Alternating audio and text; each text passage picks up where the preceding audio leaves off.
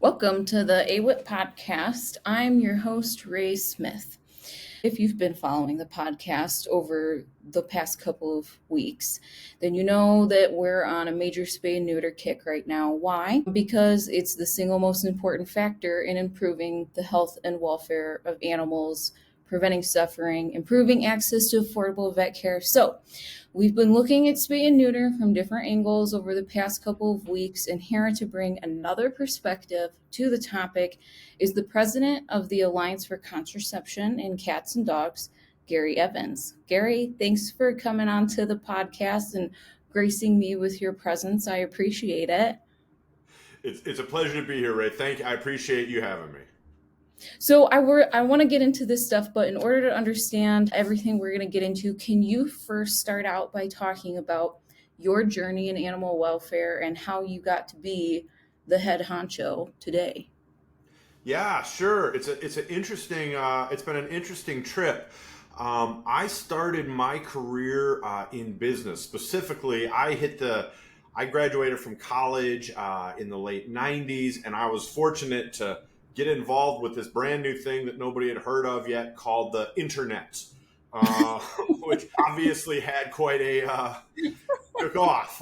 Ended up being a good thing to be involved with. So but I came up working in technology, and I'm not a developer. I'm an operations guy and a communicator, but sort of doing that .com ride for anybody who remembers it, where we started in somebody's basement. 2 years later, we have offices on 4 continents, and then kind of, you know how the .com story ends. But we had all learned valuable skills that kind of had moved us through life. And what I had really learned was how to collaborate, how to communicate, and systems thinking, right? And not only that, but how to think like an entrepreneur, how to look and say, how do we move the needle? How do we actually get stuff done? I spent several years in that field and ultimately found it to be very useful in terms of learning, but not particularly spiritually rewarding. So I started looking around for other things to do. I moved to a nonprofit. I'd helped start a program that was not in animal care. The Area Agency on Aging, which is a national nonprofit, we helped start a program. But I still hadn't felt like I had found my calling. Helping seniors felt really good, seniors and their family, but it wasn't my passion area either. And on a whim, I saw an ad. My wife actually saw an ad that the local Humane Society, which is it's a beautiful facility here in Ann Arbor, the Humane Society of Huron Valley, needed what they called a community cat coordinator. And I didn't even really know what that was. But it ended up, they have a robust community cat program, and this was the person who managed that program. And it was a very different type of job than I'd had, in my career to that point, where I had been focusing on more high level operational Yeah. things. But I got to spend a year. I always say it was my vacation job, where I drove the van, I trapped cats, I brought them back for surgery, I interacted with all the people, all the people trying to care for cats themselves, and I was the bridge between them and the vet clinic. And I felt like I found my place. I've always loved cats, and I loved working with animals. It wasn't a job that I could, I've got kids in college. It wasn't a job that I could do. I had to get back to a slightly higher level job just based on where I'm at in life. But I was really fortunate that the same Humane Society, needed somebody to run the vet clinic. We have a large vet clinic with both that performs all all services, wellness services, high quality, high volume spay neuter, dentals. We did house calls. And they were happy to take me on, and I really realized that helping people by helping animals was where I belong, where I got the most joy. And it was really nice because I felt like a lot of the skills that I brought from the business world were valued and relevant in animal care. So I've been in this field now I don't even know, but for several years, and I have to say I've never enjoyed working in any other field like I've enjoyed this. I keep hearing that as a theme from people who started out by not getting into animal welfare right away, and then they find it and they're like, you have this eureka moment, like this is what I'm supposed to do. Yeah, to build on that, one cool thing that I have to say is really neat is that so many people find their way to animal care as opposed to starting there. Some do, obviously, some do start there, but a lot of people find their way there, and I think that's cool because it brings so many perspectives into the work, and you don't get that in all fields. Like so, a lot of you work in business, people studied business, they came up in business. But you work in animal care. Oh, I used to be a lawyer. Oh, I used to be a policeman. Oh, I used to, do X, Y, or Z. So you get a lot of really interesting perspectives. I love it because the diversity is there. It's Yeah. crazy. So how does your previous work in running a high volume shelter veterinary link with the work that you do at ACC&D now? Well, so it's pretty direct, I would say. So we have, as I mentioned, we have a really an excellent facility, a well-funded facility here in Ann Arbor. We had an amazing team of surgeons and assistants, and we had management that really gave us all the tools that we needed to be successful. But it became pretty clear to me that even with all these resources, we were never going to be able to keep up with the demand for sterilization services in particular. And I agree wholeheartedly with your comment from earlier. The greatest contributor to pet homelessness is lack of access to care for sterilization services. And pet homelessness is what causes more suffering and pain than anything else. Yep. So, and I realize if we here in Ann Arbor don't have the resources to keep up, what happens as you move to less and less resourced areas, throughout the country, throughout the world? So as somebody who does think at scale and how we can really move the bar forward, I became really interested in people who were looking for new ways to address the problem.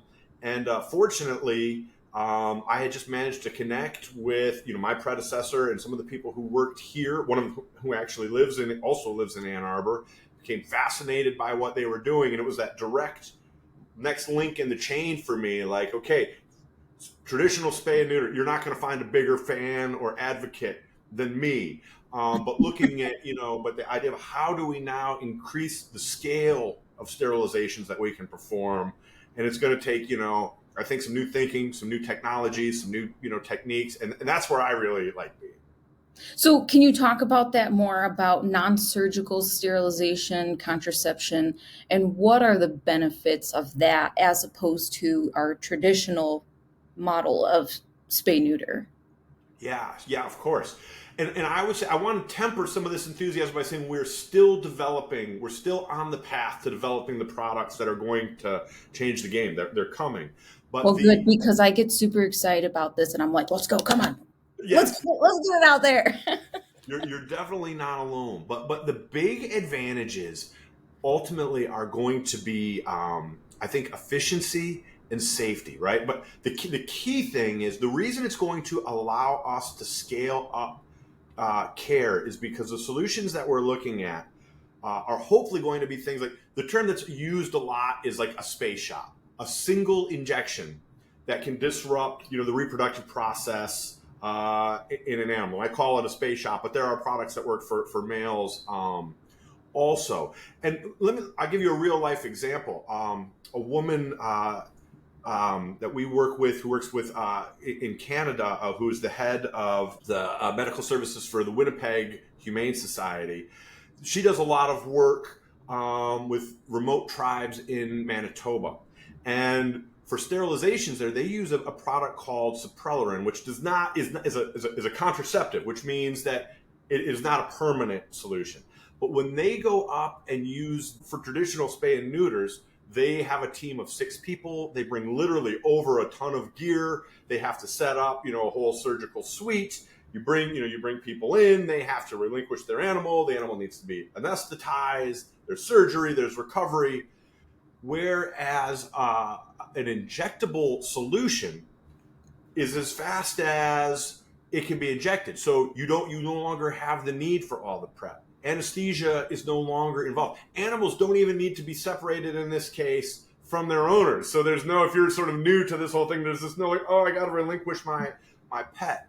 And the ultimate hope really is that as these sterilants continue to come online, we'll be able to do them much more quickly and much less expensively, simply because there won't be as many supporting things that need, that need to happen. That really, all in all, what that's going to allow is, what we think is that the increased scale really offers the promise of the cost going down for individual consumers. But I still think veterinarians will be able to make significant amounts of money because they'll be able to do, so much more, and they do have a business. The other area, though, beyond just owned pets, is obviously free roaming pets. Coming from community cats and knowing it's hard to get surgery time for your beloved, house cat. It's even harder, to get the 20 cats in your colony care. So, Well, I was thinking about that.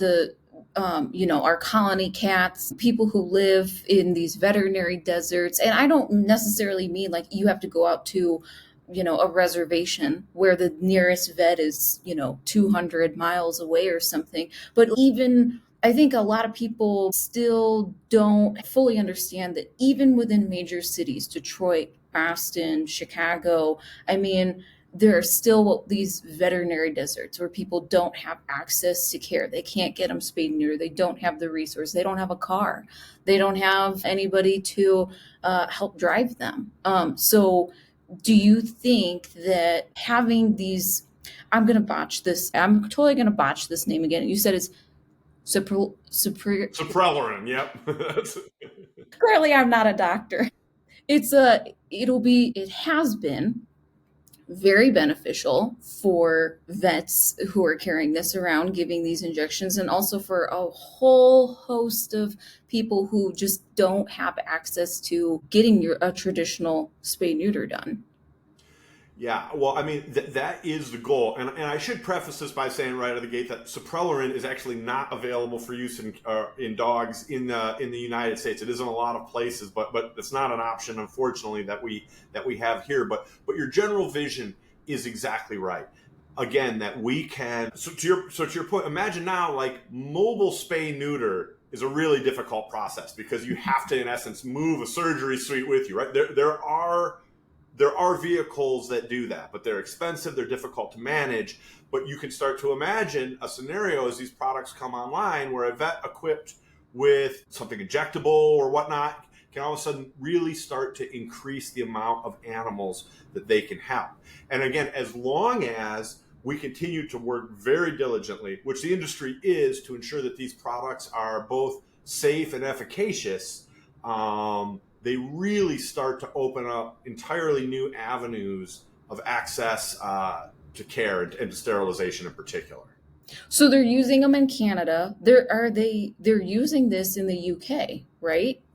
Yeah, and maybe a good spot would be to sort of, to do a little bit of level setting on kind of what's available now and Yes. and what's coming, because I do want to be careful. There are products, particularly contraceptives, that is non-permanent forms of reproduction suppression, that are available in many places now. Suprelorin is one that's used typically in male dogs, and it is available in 50 countries right now, in many places of the world, not in the United States. Yeah. There are other things like menstrual acetate, which we are seeing can be used in low dosages over short periods of time to suppress, particularly with cats, that can be used to suppress reproduction. But I would say we have not yet reached the point where we have enough options that are widely available to make the impact that we expect to see. The good news is there are several companies who are investing heavily and are getting to late stage development of potential, solutions. So, but they're not going to be tomorrow. So the way that I look at this is 10 years from now, I think we're going to be seeing the impact of non-surgical sterilization. So that's not me saying that it'll be 10 years before we have something. I think in 10 years, something will be on the, we'll start to have things on the market, and we'll really be seeing the impact of those.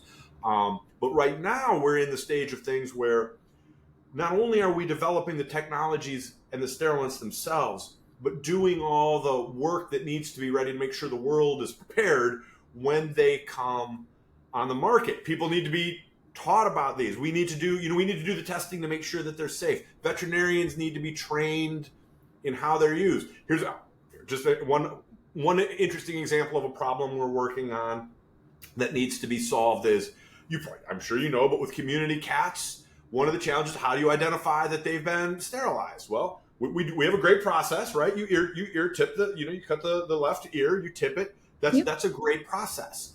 But you can't do that with an animal that hasn't been anesthetized, right? So if you just give a cat a shot, you can't, that's not a procedure you're going to do Also, on you're probably gonna be pulling back a stump too if you are trying to do that on a feral cat. Got that, right? Yeah, exactly. So one of the things that we're developing with the with Georgia Tech is a microneedle tattoo system, which allows for an instant painless tattoo. You just apply it against the skin, you just press it against the skin, and the microneedles penetrate the skin and leave the ink, so you can look and say, this animal has been sterilized.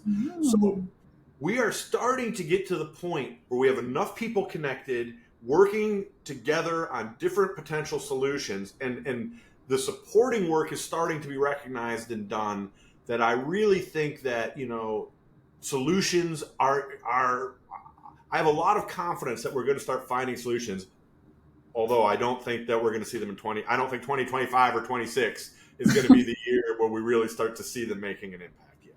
But I'm wondering, like, from these other countries, though, there's been studies or polls or things that have been done in the public to say is where these things exist now, and they have for a while. Are people more in favor of those shots versus traditional spay neuter? Are they more likely to try it out? Yeah, for sure. Yeah, a couple of things. The one thing to say is, I think a lot of the really exciting work is being done in the United States, but there's a lot of exciting work being done outside the United States. And one example of that is a new product that we're just starting to learn about. And forgive me, it's a Spanish, it's a Chilean product, so I may not be saying the name quite perfectly, but eagleets, I believe, is how you say it. It is what we've historically referred to as a contraceptive or a temporary solution. They're marketing it as a reversible solution, right? It means the same thing, but their idea is that they're sort of spinning it to be like, try this out, see how it works, and and then you will be able, if you decide later you want your animal to resume normal reproductive, to have full reproductive functionality again. It will. I confess, from my personal point of view, with my background in community cats and shelters, I fully support and am excited by that. I am particularly interested in sterilants, things, because I think that those are really what is going, and a sterilant, again, being a permanent solution, but those are what I think are really going to tip the scale when it comes to dramatically reducing pet homelessness. From your perspective, let's fast forward. I wish it was next year, but 10, 15, maybe 20 years in the future. Let's say hopefully less than that, but yep. Hopefully less than that. I wish it was tomorrow. Yep. Let's play this perfect scenario. It gets approved. It's FDA approved or whatever process it needs to go through. Vets are using it across the country. From your perspective, how does this affect the care of animals, whether they're feral or owned? Or how does this affect shelter intakes? How does this affect our numbers? What does the general outcome of access to care look like with the use of a product like this? That's a great question. And so the world that I envision is both very similar, but also quite different than what we exist now. So I think that shelters and animal hospitals in general, I think they do really good work. And one of the challenges is, I think that you start to see turnover, and you hear about unhappiness in the industry. And partly it's just because there's so much work to be done, and these people care so much, and they work so hard to do it. In an ideal world, where right now in Ann Arbor, for instance, at My Humane Society, where we might do a day where we're doing nothing but community cats. We're going to have a couple of surgeons, and we might be able to do 70, 80, or even maybe more cats, in a day.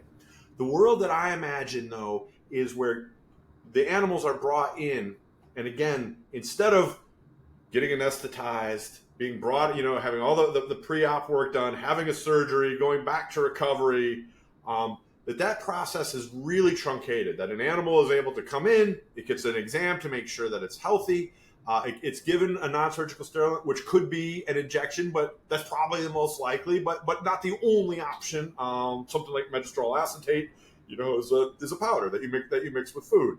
But that they get the shot, they're observed. We see that we make sure that there are no adverse reactions, and that animal is moved on. And so the amount of lift, the amount of anesthesia that's needed goes way down. The amount of suture, the amount of VAs who are just spending their days just lifting up animals and putting them down. Their jobs can be redirected, to be I don't want to say menial because that implies boring or important, but less manual maybe, less just, heavy labor and more, care for animal. And again, the end result of all this being that a facility that might spend half a day each week doing sterilizations and do 3 or 4 is now able in that same period of time to go through 40 animals. Yeah. In that same period and use significantly less resources. And then after each one, again, particularly assuming it's a free roaming animal and not an owned animal, we have our little tattoo. My vision is that you just touch to the ear and it leaves a square. Right now we're using a square tattoo that is of animal ink. And we can now tell that animal has been fixed. And we move on to the next one. So it might be hard to answer at this point in time because it's not out, but everything comes back to finances.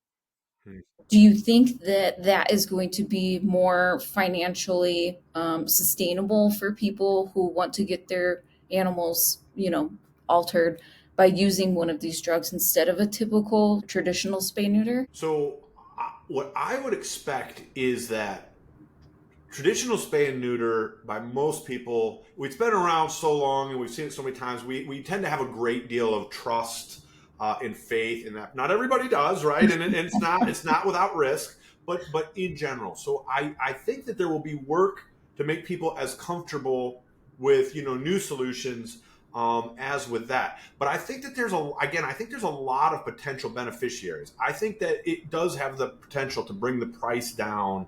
I think that's one of the things that we're going to see is the price per sterilization is going to go down, which will be useful. There are certain animals that are not good candidates for surgery for whatever reason, based on age or other issues. I think they will be good candidates. I do not see the end of traditional spay and neuter, right? Like that is not something that I see or am advocating for. But I think there will be a big market for these new products for some of those reasons. And again, I think that free roaming animals are really poised to have the biggest benefit. So I see shelters as getting tremendous, benefit out of this, and I see free roaming animals in general. But again, the Eaglet project that I mentioned in Chile right now, that's being marketed to to pet owners, and I think that there will be a market there also. I love this. I just have to say, Gary, I'm loving this because I feel like your energy is matching my energy, and we're just so excited about this kind of thing. It's just, I'm loving. I work in I have to say, I feel so privileged to work in, and I get to work with incredibly smart people, on a really important mission. So yeah, I 100% agreed. I'm enjoying the interview for the same reason, because I get that from you too. So in all fairness, are there any cons to this type of sterilization then?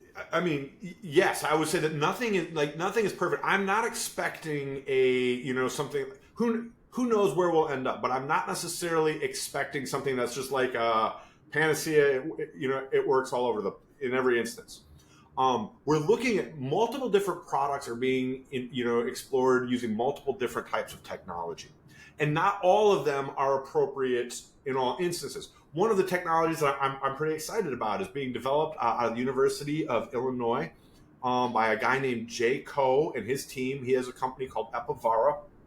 They have a really cool injectable. It's not on the market yet. It's hopefully, I'm hoping that we'll see it undergo regulatory approval testing here before too long. But it looks like it has the potential to work on cats and dogs and on male and female. That's unusual. Often you have a product that will work for cats, for male but not female, or will work for this animal, but not that. One of the challenges with Epivara is you have to be very young for it to work, because it works. It's an injection that, if given before a certain age, disrupts the formation of the reproductive system. So again, I think that that's a product that, and there is more long-term testing to be seen, to be done to ensure it's, both its efficacy and its safety. But it won't work in every situation. And I think that that's going to be one of the things that, that we need to keep an eye out for, is that there's probably not a silver bullet that works in all cases for all animals. If that is coming, as far as I know, that technology is not on the horizon. Nobody is developing that yet. Although some products do have much wider use cases than others. So other than not, unfortunately, being available right now, what other kind of challenges do you see that the idea of non-surgical sterilization raises then? Well, one of the things that I think is really interesting about it is, as you're starting to think about something like this and your goal is to really change a paradigm, how, for, in this case, how sterilization care is provided. And maybe I shouldn't say change, but add an entirely new option to. It forces you to take a really wide view of things. So one of the things that, I look and see is like, go back to community cats, a topic that, that I like talking about. We have lots of really intelligent guesses about how many community cats there are and how fast they reproduce, what their mortality rates are for adults, for neonatals. But that said, we have a lot of really smart people using really good research, and we're getting a lot of different answers, right? Like, it's a lot of work to do these counts. We don't have a system that seems to work all the time. So, like, one of the things that our work is, we say, how are we doing something that we can make sure that we're able to, to really use on populations at large? How do we better understand those populations and really advance our knowledge? Fortunately, there's some really cool work being done there. Using AI, for instance, to be able to look at pictures or potentially videos and recognize individual cats. So right now, if you want to count, cats over a wide area, you do what's called a transect. You walk, you count, you take notes, and it can be really hard to tell the difference between, if there's a bunch of black cats in a colony, it can be really difficult to tell them apart, right? Because they look pretty similar, a lot of them. It's a lot of work, and the accuracy is good but not great, and different people doing it might come up with different answers.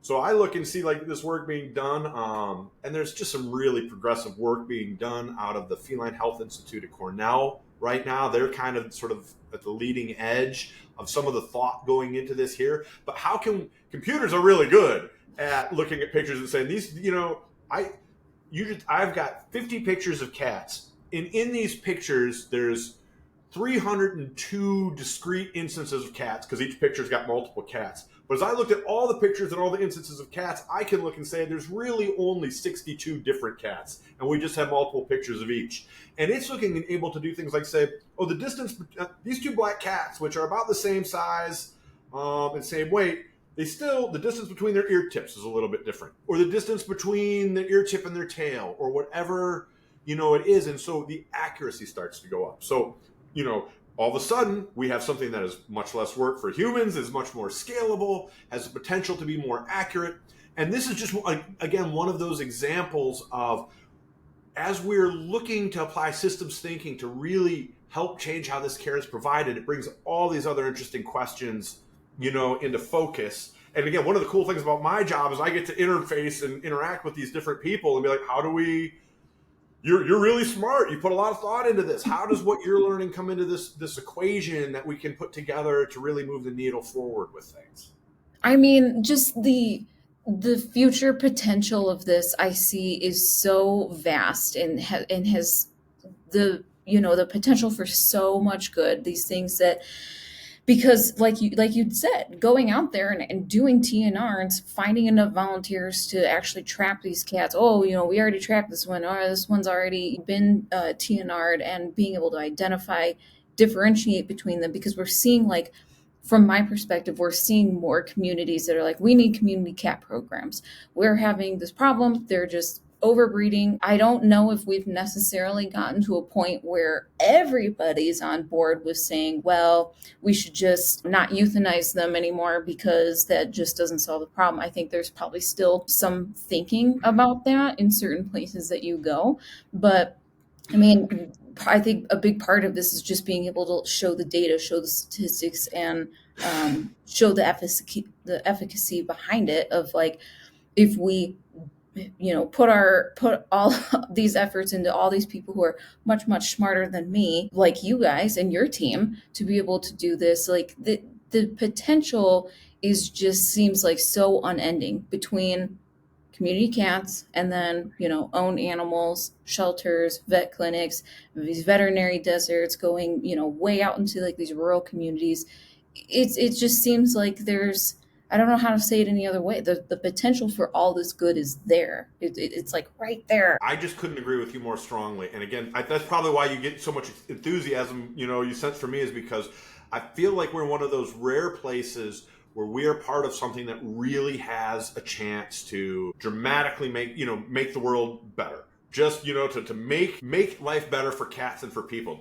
And one of the things that's really amazing, I mean, right, we're coming up to an election, right? People are feeling pretty heated about it. It feels like we can disagree on almost anything. Two different people can find one thing that unites us, almost all of us. We all love animals, right? So to be able to do something that has the, to be able to be part of something that has the opportunity to help animals and people at such a large scale, I mean, it's hard.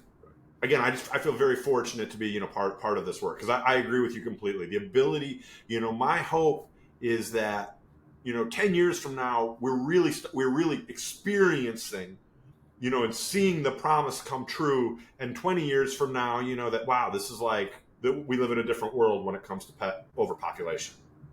So I think pet overpopulation is the understatement of the year. I mean, everybody knows that we're in this, horrific time right now with our sheltering state and our overpopulation. But until this becomes available, do you and until we have different technologies, sterilization technologies that are available, what do you think that we can do to get ahead of population management for both dogs and cats? Yeah. Let me show. The one thing I want to mention is I used the term overpopulation, and one of our partners at PetSmart Charities explained to me why they don't like that term, and it made a lot of sense. So I do prefer the term. I should have used the term, population management, like you just did. But again, what I think right now is needed is we need to find ways to continue to be able to find efficiencies and scale the systems that we've got. So I think, I look, and the one thing is we need to continue to convince people that unsterilized pets and breeding in most cases it's just not a good idea. It's going to lead to animals that there's not space or resources to care for. But I also think that we need to continue to do things like expand access to high quality, high volume, services. I'd really like to see, our ability, like ASNA has done amazing work developing that program and training it. I would love to see that expanded so that it becomes feasible for more people to do it. So much of what we have asked from vets and techs and assistants over the years is the need is there, just work harder, just keep working harder. And we're just grinding people into the ground. So we need to get really smart about how do we take advantage of every efficiency that we can generate and sort of incrementally continue to scale out. And that involves continually looking at the processes you're using, the tools. And the one thing that I just come back to over and over again, it's been a theme for me wherever I work, is communicating constantly with people outside of your immediate universe. Like, what does this humane society do? Oh, I heard that this humane society is doing this, or I heard that this vet clinic is doing this, or VCA just figured out, some new way to do that, right? I don't care where the information comes from, assuming that it is, legitimate, science-based information. But the more people we can look to and bring together who work to cooperate, if those conversations make us all 5% better, that translates to a lot more animals help. And if they make us 12% better, starts to become a huge number of animals that we can help. So driving those incremental changes, staying hungry and learning and communicating and figure out better and better ways to do things, I think is, to me, that's the core. So in addition to increasing our communication about all of these different things, what are some of the other challenges that we're facing right now, today, in providing access to affordable care for animals, and what do you see is being done about it? Yeah, so there's, I mean, there It's a are pretty a expansive question. yeah, there's a lot in that. There's a lot in that question, and I'm going to keep my answer, fairly high level. But again, what I think is it's always best. I think that all interests of everybody involved can continue to be, we can continue to align them, better and better, so that, again, as we, for just one example, at veterinarian, they run businesses, right? Whoever owns them, they exist to support the people who own them and the doctors and all the people who work there, right?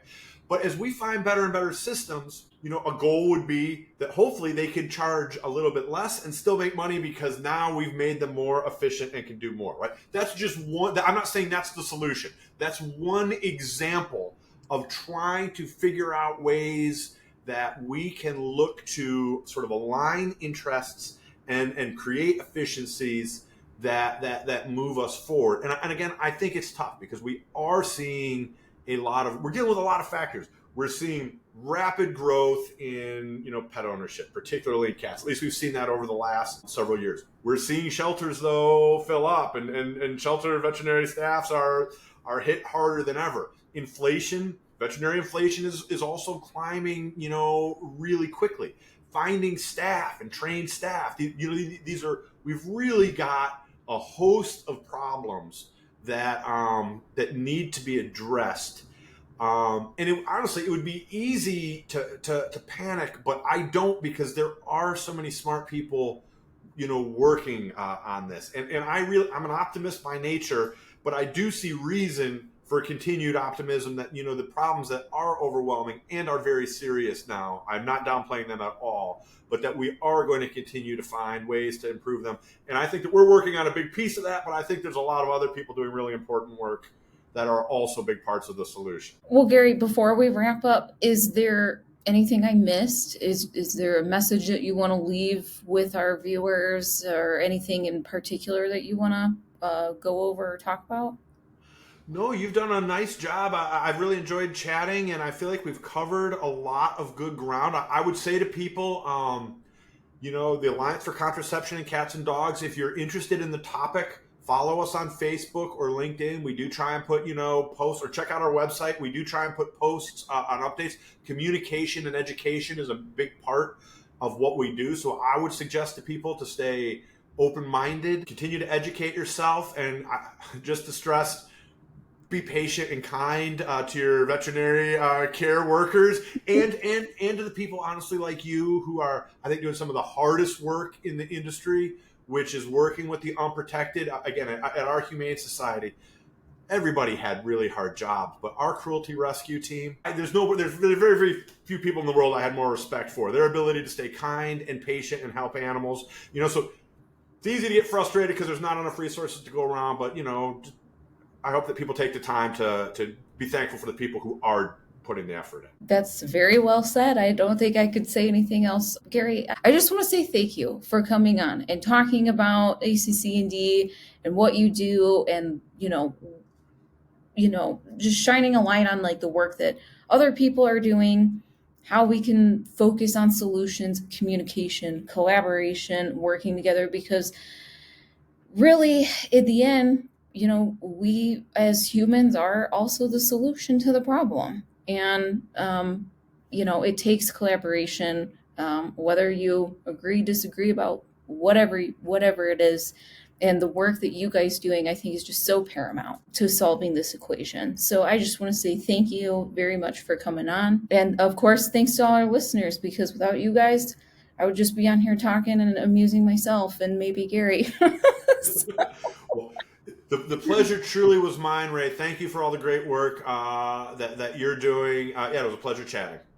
All right. And remember, spay's the way.